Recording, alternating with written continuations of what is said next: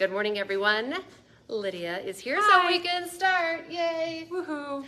Lisa, Scott, Lydia, on this Wednesday morning. A couple times I had to skip what day it was because I'm so tired. I can't I remember. know, yeah. It is Wednesday, April 12th. Thank you for joining us for this Facebook Live. Remember, you can also, we make this into a podcast, so you can find it at inforum.com/podcasts and look for InForum Minute, also on our InForum YouTube channel, and of course, anytime on your Facebook feed. So, talking about nice warm weather. Yeah, have a nice day. I know. 50s yesterday. We'll do it again today. Yesterday, in some spots, not too far from here, got into the 90s. That's crazy. Which is mind-boggling. That's crazy, yeah. That is hot. Yeah, that's It's not straight even up hot. warm or comfortable. That is hot. Yeah. It was 94 in Pierre, South Dakota, 90 in Huron. We hit 82 in Dickinson, North Dakota, which was the record high. Set a new record for yesterday.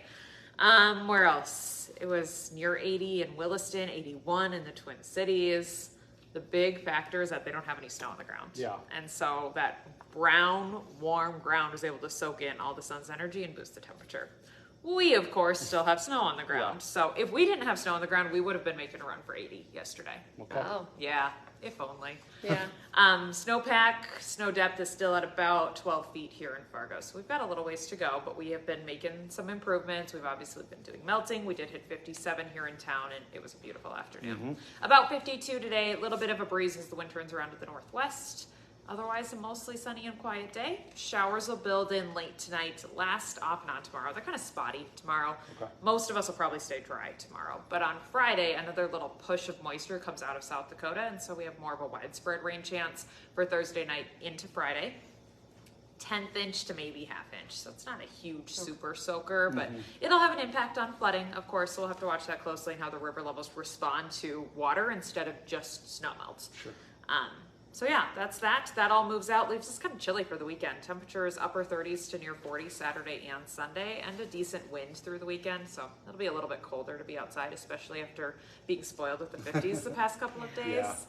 Yeah. But things do warm up next week, and by the end of the 10-day forecast, we have a high near 59. So Okay. close to our first 60. We'll have to see Yeah. what happens. I love it. Yeah. Before we let you go, because you brought this up really early this morning as well, we're starting to see some movement in these Yes. smaller rivers. Like, not the Red River's not moving. We've been covering that, Yep. but those do feed into the Red River. Yes, the tributaries are starting to get some rises and a little moving. The one that spiked yesterday was the Buffalo River at Hawley. And so it was holding steady, and then all of a sudden, if you look at the hydrograph for it, it shot up. And I mean, it wasn't crazy. We're not, nothing bad has happened, but it was a sign that, okay, like things are progressing and things are moving. That is predicted to crest close to 10 feet in that area later this week into the weekend. And then, of course, as the tributaries start to move, that will eventually feed into the red, and then we'll watch the river levels at the Red River start to rise as well. Of course, remember that the red flows from south to north, so we'll see that happen down near Wapton first, and then eventually up toward Fargo, and so on and so forth, up toward the international border. So things are progressing, things are moving. Right now, we have a forecast up near 30 feet in the early part of next week for Fargo. It gets confusing unless you know what those numbers mean exactly. But that's not historic cresting. This is not going to be a record-breaking flood. I think we're progressing things and moving things in a slow and steady fashion. So All right. good news, but of course we have to be aware of things as water starts moving. Overland flooding will be a problem, especially gravel roads. If you find water over a road, it's not worth driving over it because you don't know how deep that water is, if the road is even still there. So Yeah. all those nice spring reminders.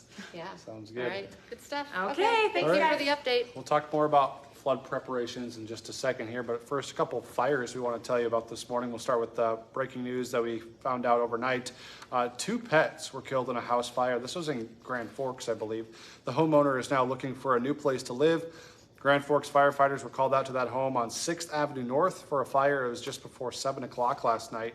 Crews arrived. They found heavy smoke coming from the house. Parts of 6th Avenue and 3rd Street were blocked off until after 10 o'clock. Thankfully, no people were hurt, but like we said, 2 pets did die in that fire. We are still working to find out how the fire started, but we do know it did cause significant damage to the home. And another breaking story, in Fargo, there was a fire overnight that we covered for you on First News. We do know no one was hurt, but but Fargo firefighters spent a little time overnight at Red River Commodities. That's at 501 42nd Street North. They were called there around 3:20 this morning on a report of a fire. We did talk to some of the firefighters afterwards, and they said the fire started in some ductwork in an area that's used to roast sunflower seeds. They were able to get in there. We heard some scanner reports of, the fire reigniting, and so I'm guessing when we learn more throughout the day that it was probably hard to kind of get to where that fire was. So we're still working to find out how much damage was caused and why it started in that ductwork in the first place. So stay with us for updates there. All right, let's get back to all the flood talk. Right now, volunteers are still needed for sandbagging efforts in Cass County.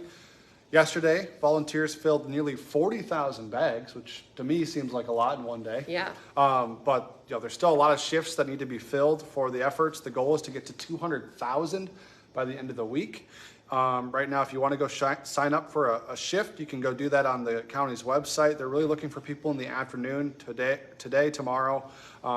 Shifts from 2 to 7 in the afternoon. And then on Friday and Saturday, they have shifts starting at 11 in the morning. So most likely going to be one in there that you can find an hour or two to donate some time to help out the community. And you're going to ditch the tie and put on some work gloves this afternoon, right? That's right. We all are this morning on the first news crew. We're going to be out there doing our part to help get those sandbags ready, because we know they're really important to the community and keeping structures and roads and everything like that drivable and safe and from getting damaged. Nick Broadway, WDAY's Nick Broadway was out there yesterday as they had a ton of kids, students. Oh, really? They got pulled out of class, and at least one gal that he talked to was like, this is easier than school. So, and they're, throwing around some pretty heavy sandbags. So, people are having fun and helping out the community. It's a great thing. So hopefully we see you out there as well. Some more flood news though as well. Those flood meetings are going to continue. Kind of updates, probably going to be every day now in some city. But Fargo and Grand Forks are holding meetings today. Today it will be at the Fargo Dome from 5:30 to 7. There'll be another one in Fargo that we know of already at the Civic Center tomorrow, 5:30 to 7. Meeting today in Grand Forks at the fire station on 47th Avenue South, and that meeting also starts at 5:30. Volunteers also needed in Mayville right now to fill sandbags there. The goal is to fill another 1,000 today. They did that yesterday, filled 1,000 bags. Volunteers there can show up to the Mayville Firehouse today from 10 this morning until 2 this afternoon. I'm sure they'd appreciate your help too. And this kind of goes along with, I feel, how Lydia is feeling as well. Grand Forks Director of Emergency Management says she's actually pretty optimistic about the city's projected flood outlook right now. The city is just planning on mild flooding. The majority of issues happening in rural areas as well. Lydia was talking about that. The Grand Forks County Highway Department has already finished digging ditches in preparation for flooding. They're stocking up on sandbags, and they're also making loose sand available to people 24/7. So if you live in one of those rural areas and want some sandbags for yourself, you can go ahead and pick those up, or pick up the sand and the bags. 24/7. Yeah, and across the river, East Grand Forks is closing a pedestrian bridge in anticipation of flooding. The North Pedestrian Bridge in the Greenway system, they're going to close that starting today. City workers will begin removing railings from the walking bridge. They're doing this because they believe it could get overrun with water potentially. So they're going to reopen it after flood season. That date has not been set yet, but when floodwaters go down. And of course, we're still tracking new developments for you on that Louisville bank shooting. New body cam footage has just been released. Of course, in that shooting, 5 dead, several in critical condition, including one police officer who responded. The new footage shows the moments those 2 officers arrived on scene and opened fire on the suspect. One of the officers, Nicholas Wilt, is the one who's still in the hospital. He was shot in the head. The other officer was grazed by a bullet as well. That's Corey Galloway, and he was able to take out the shooter as well in the process. But a lot of, sad details coming out again now today. Yeah, in the wake of that mass shooting, the one in Tennessee as well, local leaders here in our area are actually starting conversations as well about this, about specifically secure entrances to schools. So city leaders in Grand Forks are looking at actually spending around $18 million of a $79 million middle school referendum to upgrade security at schools. Visitors would enter into secure area. From there, they'd have to be granted access into the school itself. The school central offices will also be moved so that staff can see who exactly is coming into the building.